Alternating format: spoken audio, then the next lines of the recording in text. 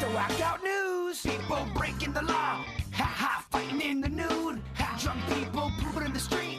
Ha ha, it's the whacked out news. So many people on meth. Ow! All right, let's see what we got going on here in the Whack Out News. It's kind of fun. I just saw that there's a guy in Green Acres named Jeffrey Innocent that was just found guilty. Did not work out. Dang, that sucks. That's rough. He tried to bring alcohol into a sober home. Then he nearly stabbed somebody. Oh. Then got into a physical altercation over what is believed to be narcotics. Dang. Wow, that is... That's a lot. That is a big day at the ballpark. Yeah, wow. Those sober homes are pretty interesting. My wife worked at one in Delray for several years, and oh my goodness, the stories she came home with every single day, they were a lot more salacious than the one she has at her kindergarten right now. So is a sober home, is that different than a halfway house, or is that kind of the same thing? Yeah, I think it's kind of all in the same category, same family. A lot of the people that were there, they were court-ordered kind of stuff, so they had to be there for a little while to dry out. But Ironically, I've heard some of the best places to score drugs are in a sober house. yeah, they had a lot of that. They were always busting some of the people that were there with drugs, and it was kind of odd. And then they had them segregated off. They had men here and they had women there, and what a mystery, even though they had them segregated when one of their ladies turned up pregnant. So it turned out that they need to put a buffer with the chain link fence. Wow. Wow. Yeah. How about that? I was conceived through a chain link fence. What an interesting story that is, huh? Oh, wow. Wait a minute. Yep. It happened through the fence? Yeah, it did. Virginia. Show me on Denny's. Need a chain link fence. Good gosh. If you can get Denny's to do it, I can find a fence. Well, think about it. That's not very good protection. When you really think about it, it totally could work. Yeah, it did. Yeah, they did. Would, yeah. And it did. I'm over here shook from the whacked out news. Yeah. I don't know if you find this surprising, but 33-year-old Craig Griffin was causing a bit of a panic in Bryant Park and Lake Worth Beach on Friday at about 4 p.m. He attached a knife to the end of a metal pole and was swinging it wildly at people. Okay, that's going to be a problem if it connects. He was rummaging through people's bags. They were letting him. He, My bag is your bag. You're cool. yeah. Then he was accusing them of stealing from him. And they're like, Lord. okay, I don't know. Yeah. Oh, Lord. He was lunging at park goers and trying to stab them in the throat, apparently. He might be on a little goofball.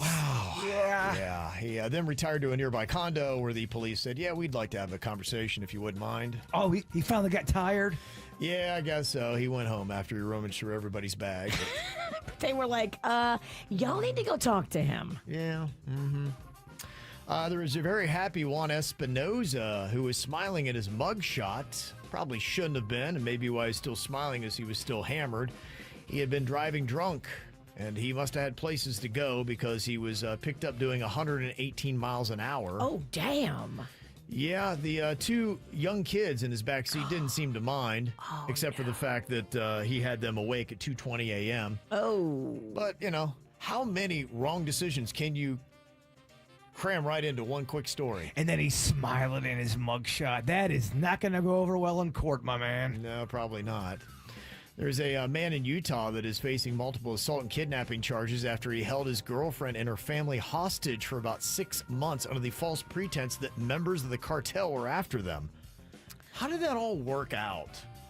What? Yeah, and they had said that they would even sometimes leave, but then they had to come right back. I'm like, if somebody's holding me, I'm like, and I get a second to break away, I'm not going back. They were brainwashed into believing what he said. It sounds a weird like story. Wouldn't you have that? You need actors for that too, right? To see that man right there. He's with the cartel. He's with the cartel. Don't know. I don't know how that went down, but that's a story that we could maybe delve into a little deeper to get all the details to find out how did that exactly happen. Yeah. There's a 24-year-old Venezuelan man named Anthony Labrador that was attending high school. He's not supposed to be, but he was posing as a 16-year-old at a high school called Perrysburg. It's near Toledo, Ohio. How old was he again? He was 24. 24. Wow. Claims he had been trafficked from his home country and was just trying to blend in. But they said, yeah, in this country, we can't have 24-year-olds going to high school as 16-year-olds. So. If I had to go into the high schools as a narc to try to shake it down, could I pass for a 19-and-a-half-year-old if I change my Face? Yeah. If you did like they did in that movie Face Off. Do you have other 19-year-olds with gray beards? So, I mean, within what minutes I get busted? Yes, Papa Smurf. Not minutes. I mean, if you're in minutes, you're dealing with the slow kids. Seconds. Yeah, I would be on first look. The more with it kids would be like, that dude's not 19. Who's that guy? He's a transfer from Canada. He's 19. How do they keep track of their years? Their calendar must be weird in Canada.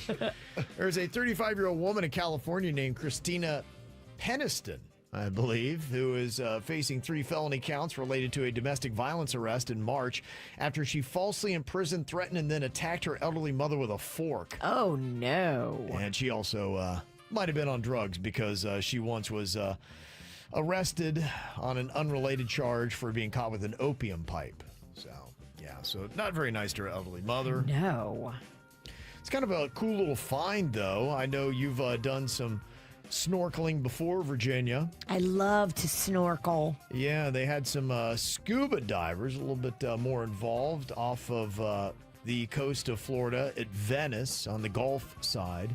Christina Scott of St. Pete discovered a 6-inch fossilized tooth belonging to a prehistoric megalodon. Ooh. Yeah, I saw the video of it. It's like a huge prehistoric shark. Yeah. And the tooth is massive. Wow. Yeah, they lived 23 million years ago. It was the largest shark in history. It would reach up to 24 meters long, 4 times larger than the biggest great white shark. If you're a shark lover, you love a megalodon. You love them. All right, never mind. No, we take your word for it. Yeah.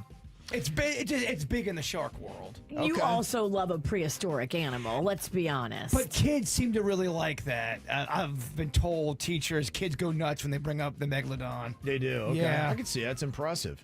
I mean, sharks are impressive.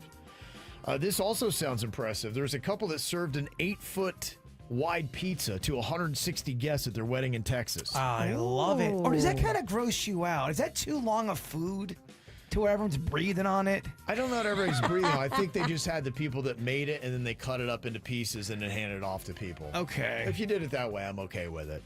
They said it took 6 men to lift the pie out of a mobile wood-fired pizza oven. How fun is that? That's super cool. Yeah, it is kind of neat. Do you want to just do that in my house for the smell of it? I'm down. It's just the tricky part is getting it to cook. Yeah, I know. We got to find like a oven that's got an entrance and an exit. Okay. That'd be fun to have, though. Yeah, it would Usually be. a commercial grade will have that. Sounds cheap. Right. This is how we do. It's the KBJ Show.